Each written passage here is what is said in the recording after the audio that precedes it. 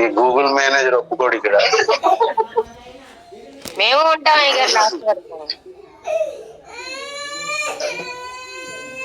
కీర్తనల గ్రంథం 61వ కీర్తన 61వ కీర్తన మనం పాడిన చరణంలో ఒక మొదటి చరణం. అది కాదు, నేను పాడాను కదా, పాడిన పాటలో మొదటి చరణం ఏంటి? అది రెండో చరణం పాడాం కదా అమ్మా. ఇప్పుడు ఏ పాట పాడినా లేదా? పాడిన దాంట్లో మొదటి చరణం ఏంటి? నేను వచనం అడిగాను.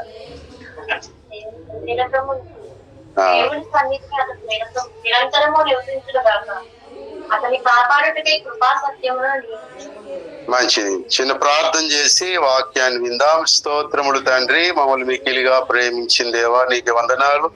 నీ కృప, నీ కనికరములు చెప్పున ఈ దినం ప్రభా నాయన ఇలాగూ మమ్మల్ని జ్ఞాపకం చేసుకుని అయా ఈ యొక్క కుటుంబంలో నాయన నీ కుమార్తె గృహములో అయా గృహ నాయన క్షేమము కొరకు, కుటుంబ రక్షణ కొరకు నాయన ఇంకా ఆమె చేసిన విజ్ఞాపనల యొక్క ప్రభా నాయన నెరవేర్పు కొరకు, అలాగే రేపు ఆదివారం సిద్ధపాటుగా కూడుకుని ప్రార్థనను బట్టి నీకు వందనాలు. ఎంత అద్భుతం ప్రభా!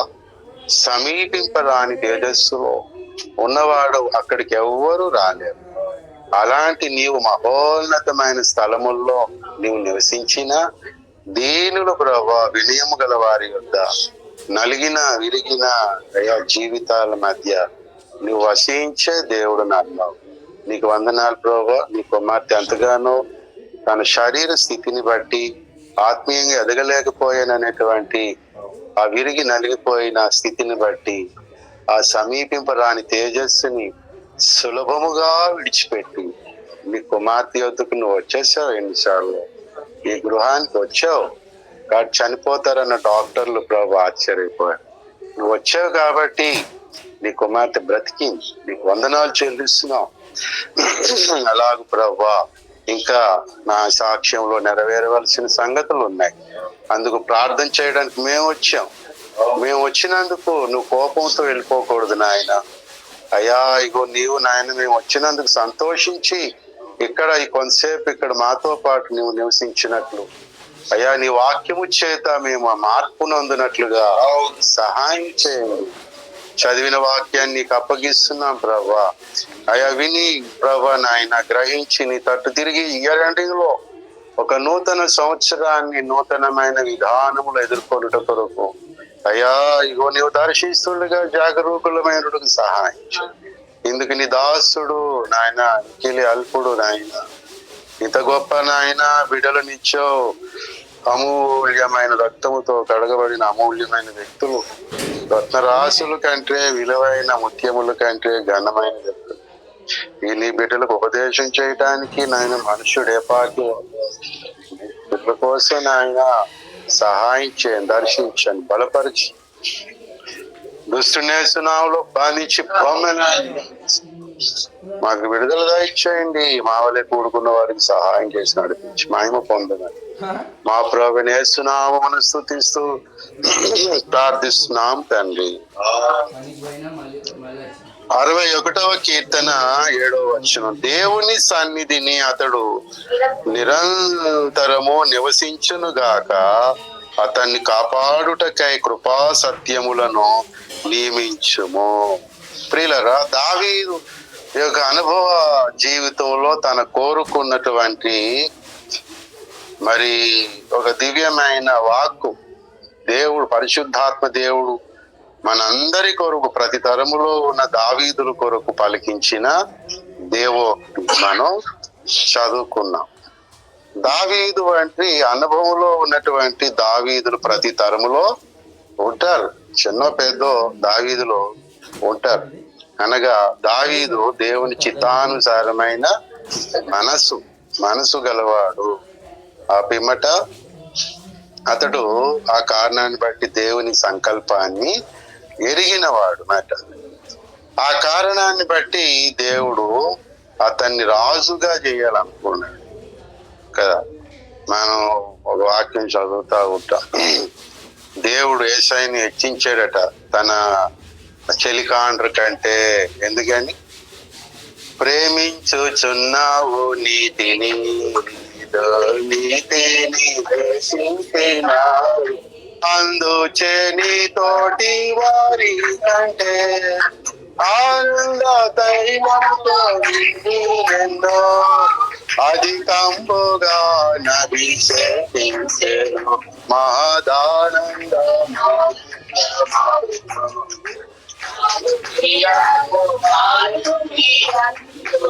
అక్కడ ఉన్నాడు మాట దావీదు కూడా అలాంటి వాడు. భక్తిహీనతను, దుర్నీతిని ద్వేషించేవాడు. ఆ 101వ కీర్తనలు అంటాడు, తీయక్కర్లేదు కానీ, అబద్ధికులు నాకు అసహ్యులు, నా ఇంటికి అటువంటి వారిని రానివ్వడు అని ఆ 101వ కీర్తనలో తాను దేవునితో చెప్తాడు. తన హృదయ స్థితిని దేవునితో చెప్తాడు. దేవుడినే డైరెక్ట్ గా అడుగుతాడు, నేను రాత్రి పడుకుంటున్నాను, నువ్వేం చేయాలి? నా హృదయాన్ని పరిశీలించాలే అని. అమ్మ బాబోయ్, ఎంత గొప్ప అవకాశమా! నా కళ్ళు గుడ్డి అయిపోయి ఎన్ని సంవత్సరాలు అసలు నేను అడగలేదు అని చెప్పి నేను అడగడం మొదలు పెట్టాను. అది తెలిసాక, ప్రభు ఊరికనే పడుకోకూడదు, నేను రాత్రి అన్యజనులు పడుకుంటూ నేను నిద్రపోకూడదు. నువ్వు రాత్రి నాలోకి వచ్చి నాలో ఉన్న సంగతులు ఏంటో ఒకసారి పరిశీలించి నాకు కళ రూపంలో చెప్పు, లేదా తెల్లారి లేచినప్పుడైనా ప్రార్థనలో చెప్పు, బైబుల్ స్టడీ చేసినప్పుడు చెప్పు. నాయన ఊరికి నీ నిద్ర ఎందుకు వేస్ట్ చేసుకోవడం? అలాగే ఊరికి పడుకోవడం ఎందుకు నాయన? ఏదో కళ్ళలో మాట్లాడుకుంటూ ముచ్చరించుకుంటూ పని అయిపోద్ది కదా మనకి. ఆ రాత్రి నిద్ర ఎందుకు అలా వేస్ట్ అయిపోవడం నాకు? కాబట్టి నువ్వు కళ చూపిస్తే నమ్ముదామని కాదు, ఆ టైం వేస్ట్ అయిపోకూడదు. పగలు మాట్లాడతావు కదా, మరి రాత్రి ఏం చెయ్యాలి? రాత్రి కూడా మాట్లాడు, కళ ఉపయోగించుకోలేగా, నా నిద్రను ఉపయోగించేలాగా. కాబట్టి నేను నమ్ముతానని కాదు, కళ వస్తే వాక్యాన్ని నమ్ముతాను ఎక్కువ, కానీ నిద్ర వేస్ట్ అవ్వకూడదు.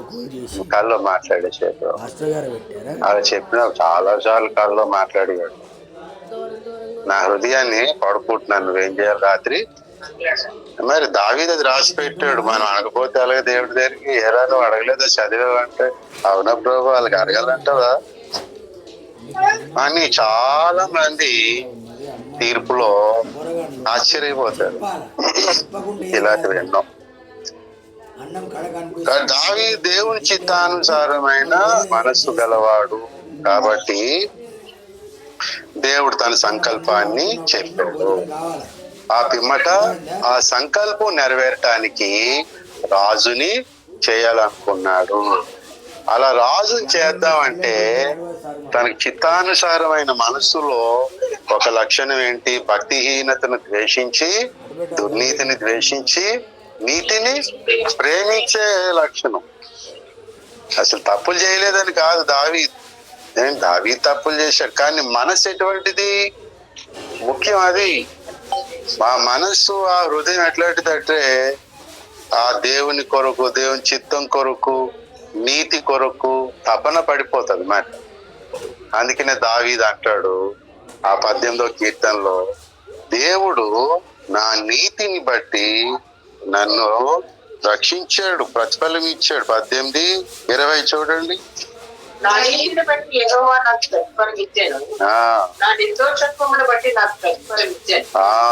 అలాగే 25వ కీర్తన 21 చూడండి.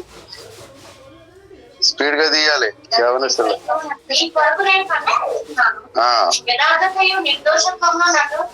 సంరక్షించును గాక. చూసారా నిర్దోషత్వం. 18వ కీర్తనలో కూడా ఏమన్నాడు? నా నీతి అలాగే నా నిర్దోషత్వం అన్నాడు కదా.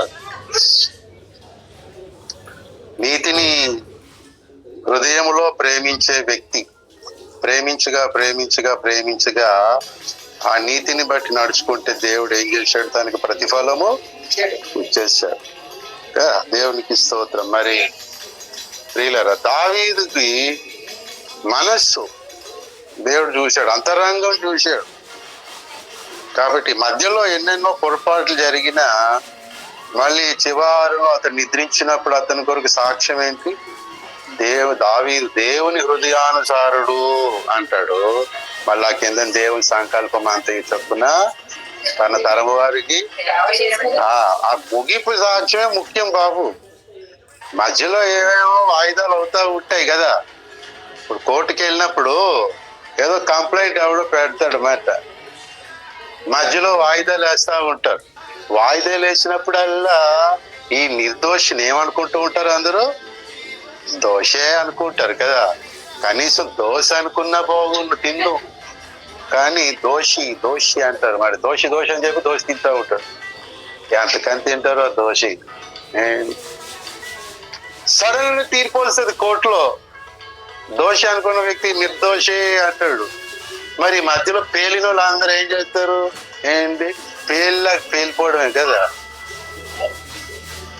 మరి ఎంత మధ్యలో వాయిదాలు వేసినప్పుడు నానా మాటలు అన్నారు కదా, ఇలాంటోడు అలాంటోడు ఇది అది అనుకున్నాక ఇడితాంటోడు అంటాడు. కోర్టులో తేలిపోయింది ఆడు కాలాంటోడు వాడు కాదా అన్నాడు. మరి ఇప్పుడు వీళ్ళందరూ ఏం చేయాలి? సన్నాసులు నోరు మూసుకుంటారు. అందుకనే మధ్యలో ఎప్పుడు ఎవరిని ఏమి వాగకూడదు. మన నోరు త్వరపడిన తర్వాత క్షమాపణ అడిగి జాగ్రత్త పడాలి. మరి లాస్ట్ లో దావి సాక్ష్యం ఏం చెప్తాడు? దేవుడు ఈ మధ్యలో అన్ని తీసుకుంటాడా? మరి ఏంట్రా నీ ముఖం మీద మురికి మురికి మురికి, నీ బట్టలు మురికి మురికి మురికి అంటాడు. ఆడే మురికోడు రా అనుకుంటాడు. ఇంటికి వెళ్ళి బట్టలు మార్చుకుని వచ్చాడు అనుకోండి, అప్పుడేముంది? ఏదో మురికోడు గిరికోడు అన్నావు కదరా, ఇప్పుడేంటి ఆడు క్లీన్ అయిపోయి ఉన్నాడు? అవునా? నోరు మూసుకోవాలి కదా. దేవుడు మనందరినీ పరిశుద్ధులు అనేసాడా? తర్వాత ఏం చేసేస్తాడు? కొంతకాలం పోయాక సంపూర్ణ చేస్తాడు. ఈ మధ్యలో నాటకం అంటే దేవుడు ఏం చేస్తాడు? చెరిపేసి కథ మొత్తం చేస్తాడు.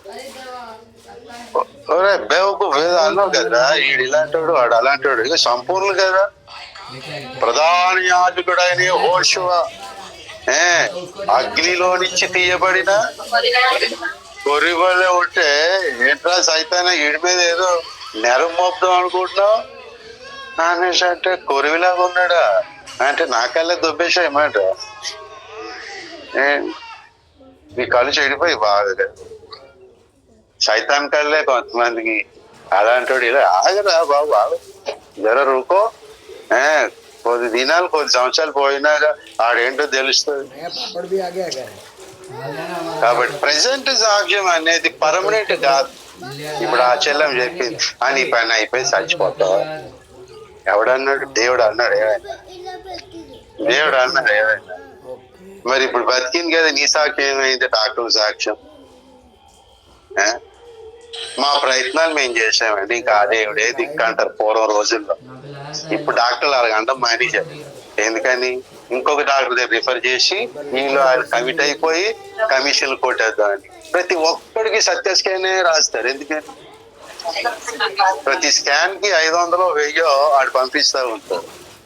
నాకు కూడా సత్య స్కాన్ రాస్తే నేనెందుకు అక్కడికి వెళ్ళాలి అని చెప్పి ఫ్రీగా ఎక్కడ స్కాన్ చేస్తారో, డబ్బులు ఫ్రీ కాదు ఏంటి, ఖాళీగా ఎక్కడ అవైలబిలిటీ టైం సేవ్ అవుతుందో అది చూసి అక్కడికి వెళ్ళి అక్కడికి వెళ్ళి స్కాన్ చేసుకుని వచ్చాను. వీటి దగ్గర ఏదో చేయాలి, వీటి దగ్గర పెద్ద లైన్ కాసి తోపులాట చేసి డబ్బులు ఇచ్చి తనిచ్చుకోవడం ఎందుకు? అక్కడ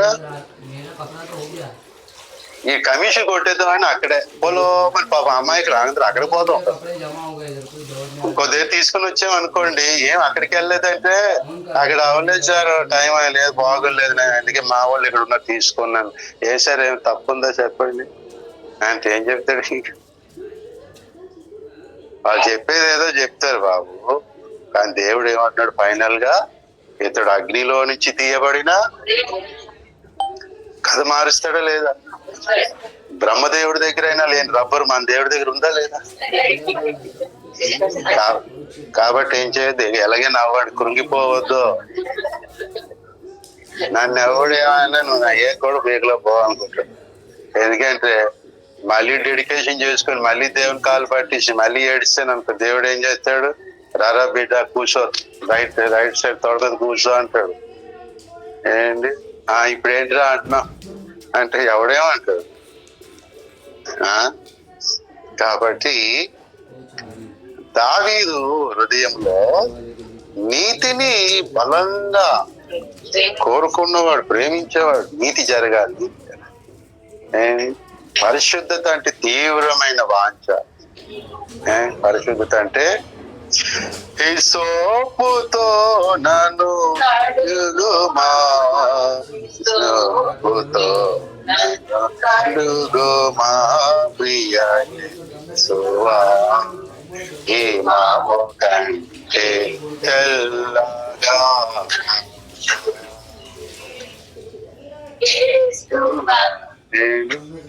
ఆ మంచు కొండల వైపు వెళ్ళాడేమో, ఎంత తెల్లగా ఉంది మంచు కొండ, నేను అలా పరిశుద్ధంగా అయిపోతే ఎంత బాగున్నో అని అనుకుని ఉంటాడు. కానీ కెమెరాలు, ఫోటోలు, ఫోన్లు లేవు కాబట్టి సెల్ఫీలు దిగిపోదాం అనుకోలేదు, ఐడియాలు రాలేదండి. అదే మనం కానీ వెళ్ళాం అనుకోండి కాశ్మీర్, అది కష్టం అయిపోద్ది.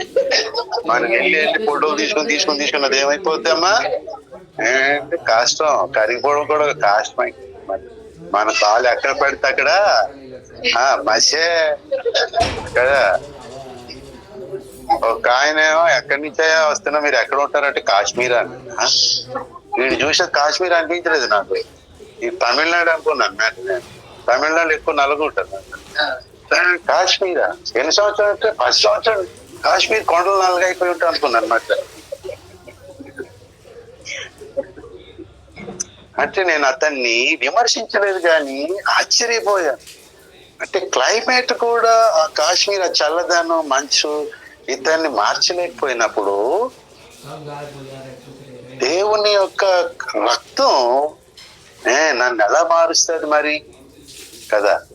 యేసయ్య రక్తం అందరినీ పవిత్ర పరిచేయగలదా? ఎందుకు పరిచలేదు? పవిత్రపరిచే శక్తి దానికి లేదా? ఉంది కానీ ఎందుకు పరిచలేదు అంటే వీడు నైజమే అంత. మంచు కొండ దగ్గర ఉన్నంత మాత్రాన ఈ నీగ్రో ఆయన నల్లగా ఉన్నాడు చల్ల మారిపోతున్న గ్యారంటీ ఉందా? జస్ట్ ఏదో చిన్న గ్లో, జస్ట్ చిన్నది మారిపోతుంది కానీ సేమ్ టు సేమ్ కలిసిపోతాడు ఆ మంచు కొండలోని. నాకు అనిపించింది ఈ నల్లటోడు మారలేనట్టు యేసు రక్తం దగ్గర నేను ఉంటే నేనేం మారుతాను? దావీదు నేను హిమములాగా మారిపోవాలి, హిమము కంటే మారి అని అన్నాడు. నేను ఎట్లా మారుతాను? మారలేను. కారణం ఏంటంటే నాకు అలాంటి పరిశుద్ధత ఇష్టం లేనప్పుడు నేను మారలేను. కానీ నేను ఎప్పుడు అలాగా అనుకోలేదు. మరి నేను ఎంత పరిశుద్ధుని కావాలి అని అంటే దేవుడు అనుకున్నంత రోజు దేవుడు మన బైబుల్లో ఉన్న వాక్యం ప్రకారం నేను పరిశుద్ధుడిని అయ్యున్న ప్రకారం, నేను ఉన్న ప్రకారం మీరు అయిపోవాలి. అదలా సాధ్యం ప్రభువా అంటే మిమ్మల్ని పరిశుద్ధపరిచి యెహోవాను ఆయన దగ్గరికి వచ్చేస్తే పరిశుద్ధత కోసం ఆయన ఎలా ఉన్నాడు అలా చేసేస్తాడట. అప్పుడే ఏమొస్తుంది పాట? హిమము కంటే తెల్లగా నన్ను శుద్ధి చేయము యేసువా, హిమము కంటే తెల్లగా. హిమము అంటే ఒక్క రవ్వ ఆవగించేంత నల్లని స్పాట్ ఉంటుందా? ఉండదు అస్సలు కదా. మొత్తం అంతా ఏంటి తెలుపే. ఆ తెలుపుని మనం వర్ణించలేదు. అలాంటి తెలుపు దేవుడు చేశాడు. హిమం దేవుడు అలాంటి హిమాన్ని చూపి చేస్తే మనల్ని అంతకంటే మిక్కుటముగా పరిశుద్ధపరచలేడా? యెషయా గ్రంథం 1వ అధ్యాయంలో చెప్పినట్టుగా ఈ పాపములు ఎర్రని వైనను దాన్ని ఎలా మారుస్తానన్నాడు? 1వ అధ్యాయం యెషయా గ్రంథం 18.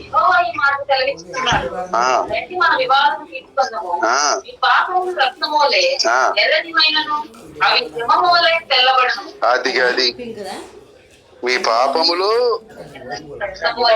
రక్తము వలె ఎర్రనివైనా, ఆ ఎర్ర దాంట్లో నీ తెలుపు ఉంటుందా? తెలుపు చుక్క ఉండదు కదా. సరే, రైట్ హ్యాండ్ కదా. తెల్లని హిమములోని ఎర్రనిది ఉంటుందా చుక్క కనబడుతుంది మనకి. దీంట్లోనేమో తెలుపు కనబడదు, దాంట్లోనేమో మన పాపములు రక్తము వలె ఎర్రగా అంటే డేంజర్ అని మాట అర్థం కదా. ఎరుపు ప్రమాదానికి సూచన కదా. మన రక్తం అంటే అర్థం ఏంటి? ప్రమాదం.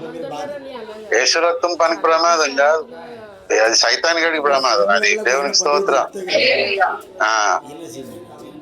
కానీ మీ పాపములు ఇట్లాంటివి అయినా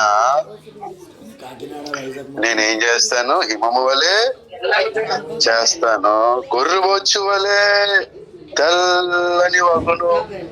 ఎప్పుడు గుడికి వస్తావు, ప్రార్థనలోకి వచ్చినది ప్రార్థన చేసిన, ఉపవాస ప్రార్థన చేసినా అది అవ్వదు. గుడికి వచ్చేసిన అవ్వదు. పరలోకంకి వెళ్ళిపోయినా అవ్వదు. పరలోకంలో కూడా లోపాలతో ఉన్నారా లేదా? వాళ్ళకి కూడా రక్తం అవసరమైందా లేదా? వాళ్ళకి కూడా అవదు. బైబిల్ అవదంటుందా? అవుతుంది అంటుందా? అవుతుంది. నేను అవదంటున్నాను ఏంటి? రండి మన వివాదము. దేవుడు పిలుస్తున్నాడు. ముందు సెటిల్మెంట్ చేసుకోవాలి. మనుషులు కాదు. గట్టిగా చేస్తున్నాను పర్లేదా? మైక్ లేకపోయినా స్వరం అటు పోయింది అనుకో. రండి మన వివాదం అంటే ఎవరు పిలుస్తాడు? ఒకవేళ మీ ఆయన వచ్చేస్తాడు.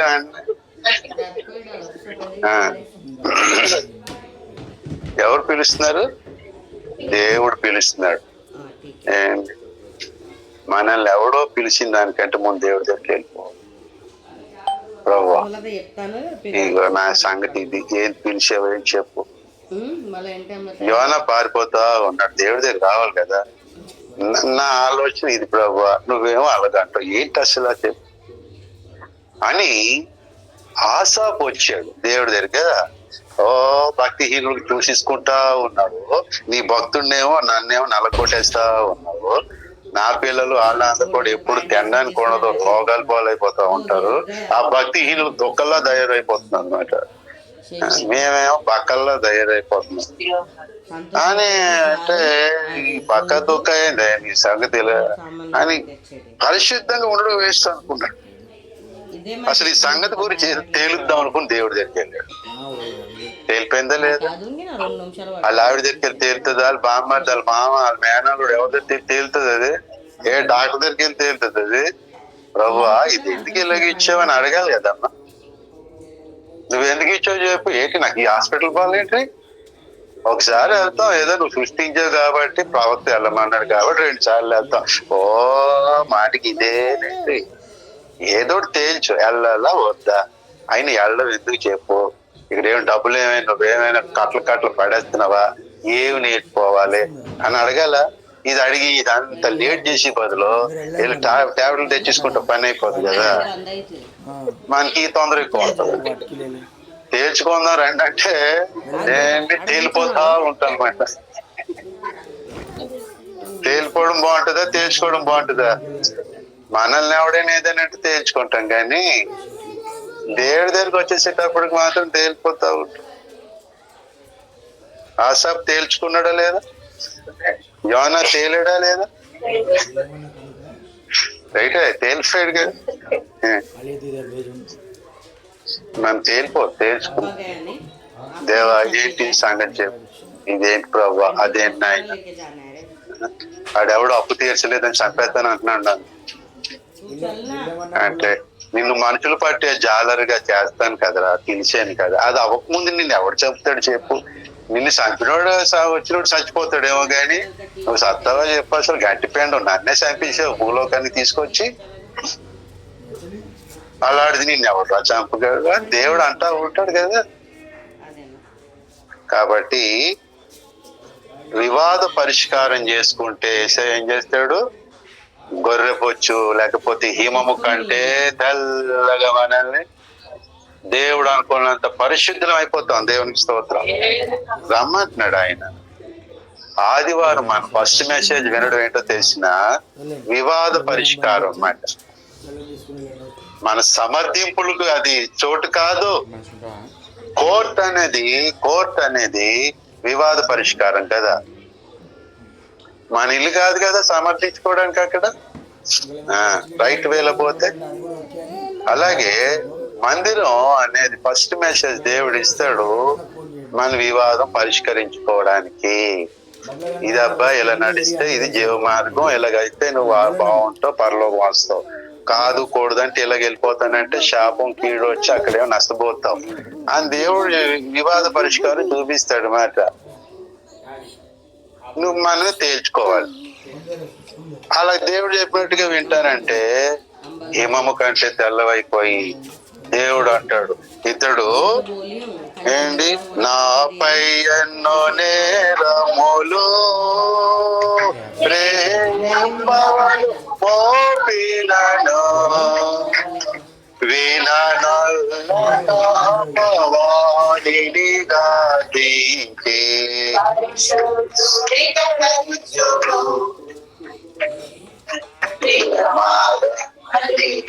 హల్లెలూయా. సాతాను ఏం చేసినాడు? నాపై కదా ఎన్నో నేరాలు, అసలు మనకి తెలియని నేరాలు కూడా వాడికి తెలుసు కదా. మన తప్పులు మనకి తెలిసిన దానికంటే ఎదుటోడికి బాగా తెలుస్తాయి కదా. ఆడి తప్పులు మనకు తెలుస్తా ఉంటాయి కదా. అంచేత మన ఫ్రెండ్షిప్ చేసుకొని నా తప్పులు ఏంటిరా అని ఆడికి అడగాలి. మరి ఆడికి అడిగామనుకాడు అన్ని చెప్తాడు కదా. సరేలే అనేసి ప్రభువా పరిశుద్ధపరచండి, ఈడే నన్ను అడిగి పరిశుద్ధపరుచుకుంటున్నాడు అని చెప్పి వాడు అడగచ్చు. కానీ మన స్నేహం లేకపోతే ఒకడితో మనం ఎప్పుడు కూడా అలా గమనిస్తా ఉండాలి. ఎందుకో తెలిసిన వీడు నా మీద ఏం చెప్తున్నాడు, ఎక్కడ ఏం చెప్తున్నాడు అని తెలుసుకుంటే ఓకే ఇది నా పాపమా, వాడికి తెలిసిందా, నాకు తెలియలేదా, మంచిదే కదా. ఇప్పుడు డాక్టర్ దగ్గరికి వెళ్తాం మన రోగం తెలుసుకోవడానికే కాదు. అలా మన తప్పులు ఎవడో చెప్తున్నాడు అనుకోండి, అది మనకు తెలియలేదు, వాడికి తెలిసింది, మంచిదే కదా. కాబట్టి ఎవరిని పోగొట్టుకోవద్దు. అందుకనే దేవదాసాయి గారు ఏమన్నారు, ఏ మనిషిని గాని మన ఈ పేనుకుని ఉన్న మర్చి మనకు తెలుస్తుందా? ఎవడో చూస్తే కానీ చెప్పాలి కదా మనకి. ఏంటి ఎంత పుట్టి మచ్చ ఉందట వెనకని, పుట్టి మచ్చ ఎట్రా బాబు అంత పుట్టి మచ్చ ఉంది, చాలా అదృష్టవంతుడు అన్నాడట. అది చూసుకుందాం అర్థంలోకి వెళ్తే తిరుగుతా ఉన్నాడు గానుగెత్తులు. అది కనబడదు, వీడు అదృష్టవంతుడు కాదు. ఎందుకంటే జ్యోతిష్యుడు చెప్పాడు అది ఏ నాడు నువ్వు చూసుకుంటావో ఆనాడే అది వీడు కనబడదు, అది అవుతుంది. కాబట్టి మన మీద నేరారోపణలు చేసేవాళ్ళు, నిందలు మోపేవాళ్ళు ఒక రకంగా మంచిగా చేస్తున్నారు. మనకి తెలియని తప్పులు వాడికి ఏదో తెలిసింది మాట. ఒకవేళ తప్పేమో పరీక్షించుకుంటే మంచిదే కాదు. స్కానింగ్ రిపోర్ట్లకు వెళ్ళింది అమ్మాయి, ఆ ఎంఆర్ఐ స్కాన్ 8 సార్లు తీసిందంట. 8 సార్లు వానలో తీయకూడదు, రేడియేషన్ పెరిగిపోయామని అయిపోద్ది. మరి మనం ఎన్నిసార్లు దేవుని దగ్గర స్కానింగ్ తీయాలి? మనకి తీయకపోతే లోకంలో రేడియేషన్ పెరిగిపోయి తల పగిలిపోద్ది. దేవుని దగ్గరికి వెళ్ళిపోతే మనకి రేడియేషన్ ప్రాబ్లం ఉండదు. అంతా ఏంటి పరిశుద్ధులు అయిపోతాం. దేవునికి స్తోత్రం. ఓఫీరయ్య గారి పాట ఏంటి, ఒక పాటలో మాటలాడుచున్న ప్రభువులో ఆఖరి చరణం, సకల జనులు నిన్ను నాలో బహుతేటగా చూడా, సకల జనులు నన్ను నాలో కాదు నిన్ను నాలో బహుతేటగా చూడా, నీ గుణాతిశయములు ప్రవహింపజేసి రూపమునిలలో విధమునే మాటలాడుచు.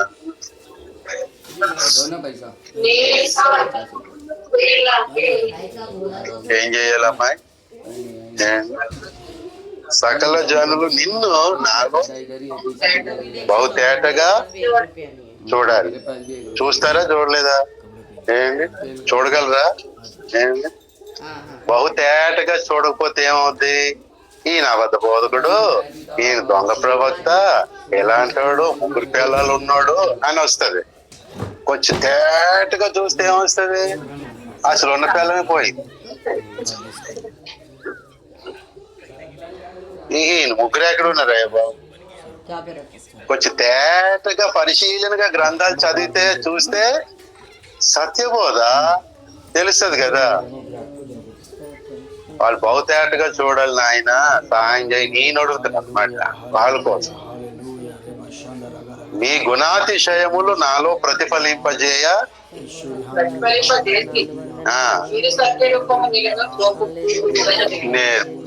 నాలో సత్యరూపం ఉంది, అది చూపించడం నాకు అది నేర్చుకోకపోతే వాళ్ళు ఎప్పుడు తప్పుగానే అనుకుంటారు. చిన్నపిల్లలు ఉంటారు, అమ్మ నాన్నని ఒకసారి కొట్టినప్పుడు భయపడి అలాగే కొడతారు కదా అనుకుంటుంటారు కదా. అలాగే మనుషులు అనుకుంటుంటారు. ఆ ప్రయత్నం కూడా చేయాలి, ఆ ప్రార్థన కూడా చేయాలి మరి. కాబట్టి ప్రియులరా, హిమము కంటే తెల్లగా చేస్తాడు. ఎప్పుడు చేస్తాడు? వివాదం పరిష్కరించుకోవడానికి వస్తే. కొంతమంది ఎప్పటికీ గొడవ తేవదు, ఎప్పటికీ గొడవ తేవదు. మరి ఏం చేయాలి? ఎవరికి వాడి దేవుడి దగ్గర పోవాలి. నువ్వేంటో నాకు అర్థం అవుతుంది, నేనంటే నీకు అర్థం అవుతుంది, నేను చెప్తే నీకు అర్థం అవుతుంది, నువ్వు చెప్పింది నాకు అర్థం. మనం చెప్పేవన్నీ దేవుడికి అర్థం అవుతాయి, అర్థమయ్యేటట్టు కూడా చేస్తాడు ఆయన. ఒక డిప్ప మీద కొడితే ఒకటి ఏమంటే లోపల అంతా సెట్ అయిపోయి, ఒకసారి మంచం ఎక్కితే మనకి, ఒకసారి రోగం వస్తే మనకి, ఒకసారి ఏదో నష్టపోయి మోసాలు పోతే మనకి ఎప్పుడు అర్థం అవుతా ఉంటాయి. అన్ని రకాలుగా అర్థం చేసేవాడు ఆయన. మనం ఎవడికి ఏం చెప్పలేం. 2-3 సార్లు చెప్తాం, వినలేదు అనుకోండి దేవుడు చెప్పి వాటి మనం చెప్పాలి. వివాద పరిష్కారం దేవుడితో చేసుకోవాలా, ముందు మనుషులతో చేసుకోవాలా? ప్రభు వాడు అలాగంటున్నాడు ఎలాగంటున్నాడు, నిజమే అంటున్నా అని దేవుడిని అడిగారు. వాడేదో పేరుతున్నాడు, తప్పదంతే, నువ్వు రైటే అని ఓపిరిగారితో దేవుడు అన్నాడు. అలాగ అంటున్నాడు ప్రభు, నేను అనలేదు కదా. ఇక దేవుడి దగ్గరికి వెళ్ళిపోయాం అనుకోండి, ఎవడేం ఆగితే మనకేంటి? కాబట్టి దావీదు యొక్క హృదయాభిలాష ఏంటి? నీతిని ప్రేమించడం, పరిశుద్ధతను విపరీతంగా ప్రేమించాడు. ఎంత ప్రేమించాడంటే ఈ లోకములో ఇంతకంటే తెల్లనిది ఏది ఉండదు, దానితో పోల్చుకున్నాడు. ఈ మాము ఎప్పుడైనా అలా పోల్చుకున్నారా? పోల్చుకుంటే ధన్యులు. లేకపోతే ఈ రోజు నుంచి ప్రభువా హిమము కంటే తెల్లగా చేస్తానన్నావు కదా నన్ను, అలా చేసాను ఆయన. దానికి ఏంటి వివాదం అని దేవుడిని అడగండి, ఆయన చేసేస్తాడు. వివాదం పెట్టుకుంటూ మనం ఎంత ప్రార్థన చేసినా, ఎన్ని ఉపవాసాలు ఉన్నా, ఎన్నిసార్లు గుడికి వచ్చినా మనం ఎప్పటికీ పరిశుద్ధిలో కోరవ కాగలిగాడు. అలాగా కాలేకపోయాడు కోరవ. ఈ సమాజంలో ఉన్న వారు అందరూ పరిశుద్ధులే అంటున్నాడు. మరి ఎవడన్నాడు? ఈడనేస్తున్నాడు, ఇదే దేవుళ్ళగా. అసలు ఈడే కాదు, ముందు మిమ్మల్ని మీరు సమాజం మీద హెచ్చించుకుంటున్నారు అంటే, అవును అద్భుతాలు చేసావు, హెచ్చించుకుంటావు. నువ్వేం చేసావని చెప్పి హెచ్చించుకోవడానికి కోరవకి ఏమైనా ఉందా? పాయలు చేసాడా? కనీసం నీళ్ళని తాగాడా? ఏది చేయలేదు. మోసే చేసిన అన్ని పొందేశాడు. మళ్ళీ మీరు హెచ్చించుకుంటున్నారంట. అలాగే మోసే కాదు, ఈయన హెచ్చించుకుంటాడు. రాజుగారి దగ్గరికి వెళ్ళి, రాజా నువ్వు వాళ్ళకి హెచ్చించుకోవడం తగదు అంటే ఈ బానిస హెచ్చించుకుంటాడు. ఆడి తర్కం, ఆడి మొహం. కాబట్టి దేవుని సేవే చేస్తున్నాడు కోర, కానీ పరిశుద్ధుడు కాలేకపోయాడు. ఈ దినాలు ఎంతమంది బోధకులు అలాగే లేరు, గొప్ప గొప్ప ప్రసంగాలు చేసేవాళ్ళు ఎంతమంది లేరు, వేల మంది వచ్చేవాళ్ళు, పెద్ద పెద్ద గుడులు. కానీ లాభం ఏంటి? వివాదం పరిష్కరించుకోకుండా పరిశుద్ధులు అవ్వడం అనేది ఇంపాసిబుల్, అసాధ్యం. అది ఏ ప్రవక్తకే సాధ్యం కాదు. యుగాల తరబడి దేవదూతలకే సాధ్యం కాలేదు. ఆ లోపాలతోనే వాళ్ళు గుడిపోయారు. యేసయ్య మీద వాళ్ళకి వివాదం అన్నమాట. యేసయ్య భూలోకంలో యజ్ఞం అయితే తప్ప వాళ్ళకి అర్థం కాలేదు. మాదే పొరపాటు అనుకున్నాం. అంచేత దావీదు ప్రియులారా ఈ రకమైనటువంటి వ్యక్తి కాబట్టి అలాంటి వ్యక్తికి కాపుదలగా కోరుకుంటున్నటువంటి విషయం ఏంటి? నిరతమతడు దైవా సన్నిధిని నిలచునట్లు కాపాడుట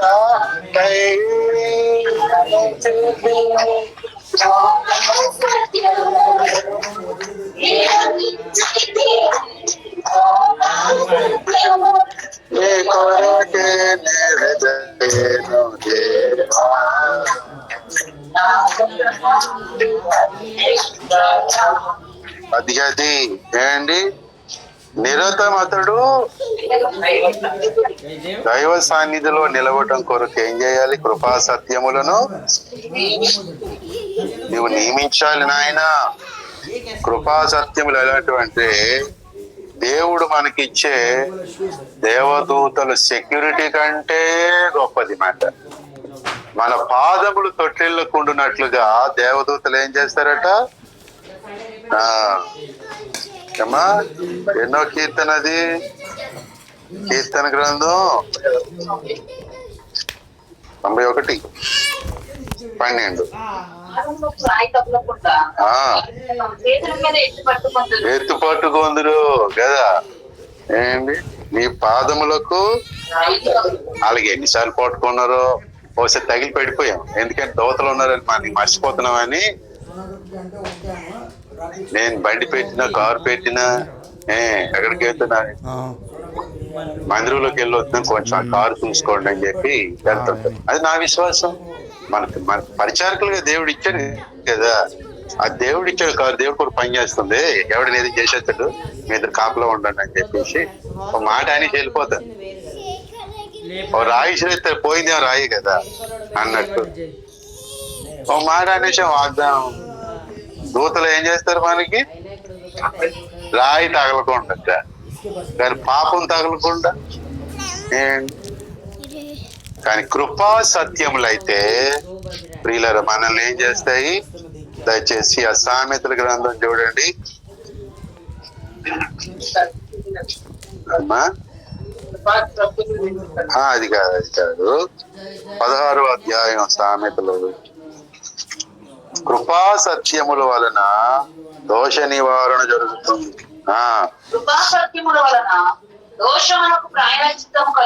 అది కాదు, రెండిటి వలన ఒకదాని వలన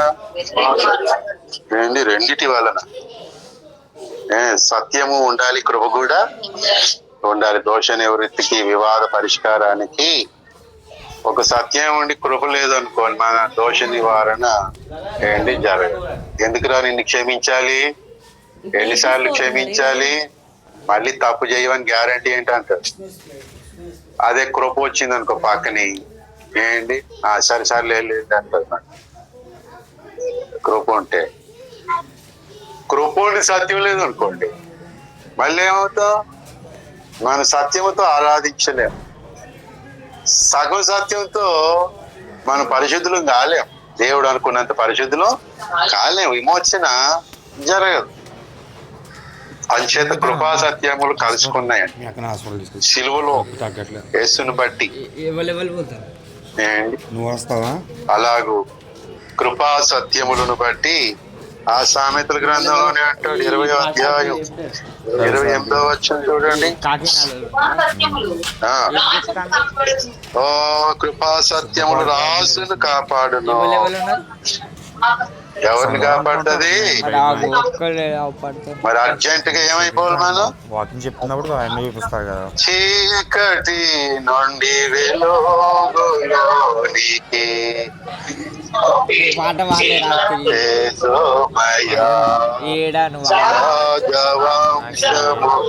అదంతా స్లో పాటలో నేను స్పీడ్ ఓ మనందరం ఎవరమాట రాజులు అది మనందరం రాజులు. ఇట్లా పట్టుకుంటూ వస్తుంది. నువ్వు రాజులాగా ఉండడానికి పూనుకుంటే కృపా సత్యములు కాపాడుతాయి. ఎందుకంటే ఎవరినైనా యుద్ధాలు చేసేటప్పుడు రాజును చంపాలనుకుంటాడా, ఆ ఊర్లో ఉన్నటువంటి పాకి వాడిని తుడుచుకుని చంపాలనుకుంటాడా? అంత సైన్యం, భీకరమైన సైన్యం వచ్చింది. ఎందుకంటే మీ ఊర్లో దొడ్లు తుడిచేవాడు ఉన్నాడు, అని చంపడానికి వచ్చింది. ఇక మెంటల్ రాజులాగా ఉన్నాడు చెప్తే మేమే పంపిస్తాం కదా. ఏంట్రా మీ ఊర్లో దొడ్లు తొడవాలా, దానికి ఎంత సైన్యం రావాలా? రాజు చంపేయాలి, రాజ్యం చేపట్టాలి అనుకుంటారు కదా. బబ్లు దావీదు రాజు, సొలొమోను రాజుకి, ఏ రాజుకైనా కాపాడబడాలంటే కృపా సత్యములో దేవునికి స్తోత్రం. అలాగు ప్రియులారా, దేవుడు ఆ కృపా సత్యములు ఎవరికి చూపిస్తాడో తెలిసిన 40వ కీర్తన చూడండి. 40వ కీర్తన 11 చదవమ్మా.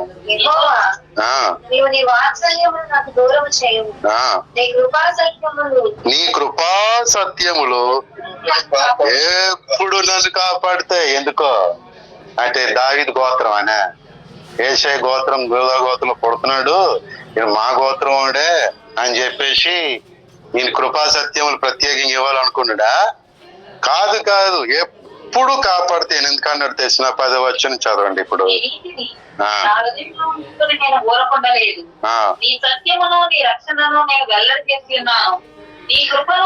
నీ కృపను నీ సత్యమును మహాసమాజమునకు తెలుపక అది చూసారా, దేవుని కృపా సత్యాన్ని మహాసమాజానికి ఏం చేస్తా ఉంటాడు?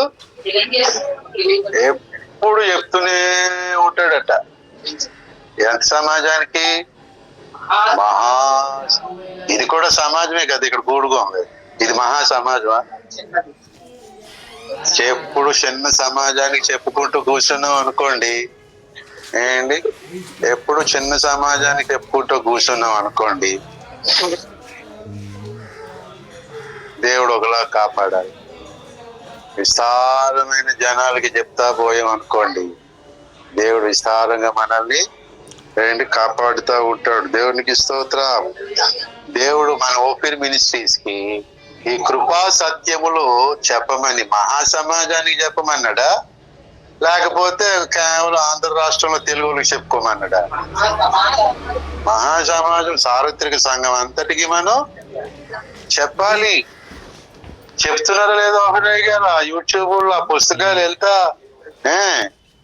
కాబట్టి ఆయన ఏం చేస్తే కృపా సత్యములు ఎప్పుడు కూడా మనం అవుట్ రీచ్ పరిచయం చేపట్టి మళ్ళీ అందులో దూరం మనం, మరి మనల్ని కూడా ఏం చేయాలి? కృపా సత్యములు. హల్లెలూయా. రాకపోతే ఏం చేద్ది? అవ్వాల్సింది అవుద్ది. ఆమె అవుట్ రీచ్ ప్రార్థన చేస్తాను అని 2 నెలలు చేసిందట. మొదలైపోయింది కడుపు నొప్పి. దేవుడు కాపాడా లేదా? మరి ఎటు వెళ్ళిపోయిందో ఎటో. ఏంది అలా ప్రార్థన చూసుకుంటారని ఎంఆర్ఐ స్కాన్ పోయినది అన్ని మొహం చూడలేక పోయింది. ప్రియులరా, అవుట్ రీచ్ పరిచయకి సహకరించడానికి, ప్రార్థన చేయడానికి, డబ్బులు ఇవ్వడానికి, ఏదో అక్కడికి వెళ్ళి ప్రార్థనలు చేస్తాం అనగానే ఏం చేస్తాడు సాతాను? అటాక్ చేస్తాడు. బట్ అటాక్ అంటాడు. వెంటనే 2 సెక్యూరిటీ గార్డులు వస్తారు. ఒక సెక్యూరిటీ గార్డ్ పేరు కృప, ఇంకొక సెక్యూరిటీ గార్డ్ పేరు సత్యం. వీళ్ళిద్దరు వచ్చి నిలబడతారు అన్నమాట. దేవదూతలైనా సైతాన్ ఏం చేస్తాడు? వాడు నెగ్గి, వాడు వాదించి నీతో ఎట్లా పోయేటట్టు చేస్తాడు. మిఖాయేలు దూతట సైతాన్ గడితో వాదించాడు కదా, యోధా పత్రికలో ఉంటది. ఇక వాడితో వాదించడం, వాడి నోట్లో నోరెట్టడం మన నోరు కంపు అయిపోద్ది అని చెప్పి, ఆడి నోరే కంపు కదా, అట్లా కంపు నోట్లో నోరు పెట్టచ్చా? ఓ 2-3 మాటలు అన్నాడు. వీడితో నాకేంటి, సైతాన్ గడు దేవుడు తోసాడు చీకటి మొహం వేయడానికి. అవునా, నేను నీ దేవుడు సాయంత్రమా కదిలించుడు మొన్న కాదు, సాయంత్రం కొట్టించాను. ఓడిపోయి కాక 120 ఓడిపోయి కాదు. 120 కుక్క అరిచిందని చెప్పి మనం అంటావా? అదే అంటే మరి మేము తగ్గామా? మానవ జాతిలో పెరిగాడు మళ్ళీ అరుస్తావా? మనం అది అరిచింది అనుకోండి, అవకాశం ఉంటే కర్రతోనే రాయితో కొడతాం, తగిలేస్తాం. అరుచుకొని పోవని మన పని మనదే కదా. ఎవడు ఏదో వాగితే మన పని ఆపేసుకుంటామా? ఆపేసుకోవాలా? మనల్ని ఎవరు ఏదో అంటుంటే, మనల్ని గురించి ఏదో చెప్పుకుంటుంటే మనకి ఏంటి? మన ప్రవక్త ఎలాగున్నాడు చూడండి, అదే మాదిరి కదా. కుక్కలనే మరుగుతున్నాయి ఆయన మీద. ఆయన ఏం పని ఆపేశాడా? ఆయన దేవుళ్ళకి మాట్లాడుతూ ఉన్నాడు. దేవునికి స్తోత్రం. ఆయన దేవుడి నోరు, ఈయనదేమో కుక్క నోరు. అవి చూరుకోవడం కాదు, దేవుని స్తోత్రం. ఓపిర్ గారు పుస్తకం రాసి ఇట్లు దేవుడి నోరు అంటారు. వాళ్ళు కూడా పుస్తకం రాసాక దేవుడు ఏమనుకుంటాడు, ఇట్లు కుక్క నోరు.